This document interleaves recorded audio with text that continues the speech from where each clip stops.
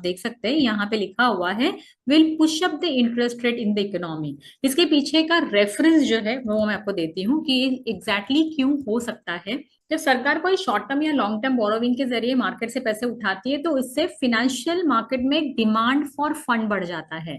जब डिमांड बढ़ जाती है तो सप्लाई जो है वो यहाँ पे लिमिटेड है और इसकी वजह से इंटरेस्ट रेट ऑटोमेटिकली ऊपर चले जाएंगे।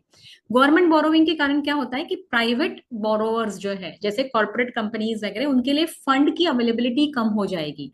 हायर डिमांड क्रिएट करेगा higher borrowing cost. Higher borrowing cost का मतलब है higher interest rate for corporates. तो इसकी वजह से क्या हो जा रहा है कि कॉर्पोरेट्स का जो प्रोजेक्ट है वो शायद वो लोग अपने प्रोजेक्ट जो है वो डिले कर दे क्योंकि इंटरेस्ट रेट जो है यहाँ पे बढ़ जाएगा। अभी लोन लेना इनके लिए महंगा हो जाएगा और उसकी वजह से ग्रोथ जो है वो स्लो हो जाती है। मतलब हायर फिस्कल डेफिसिट की वजह से क्या क्या प्रॉब्लम हो सकते हैं। अगर हायर फिस्कल डेफिसिट की वजह से अगर आरबीआई भी दैट मीन सेंट्रल बैंक भी रेट ऑफ इंटरेस्ट जो है वो बढ़ा देती है तो उससे डेफिनेटली कॉर्पोरेट लोन्स महंगे हो जाएंगे। इवन जो रिटेल लोन्स है वो भी महंगे हो जाएंगे क्योंकि इंटरेस्ट रेट बढ़ता है तो उसका इम्पैक्ट सारे लोन्स पे अक्रॉस द एंटायर इकोनॉमी जितने लोन्स हैं उनके सबके ऊपर आ जाएगा।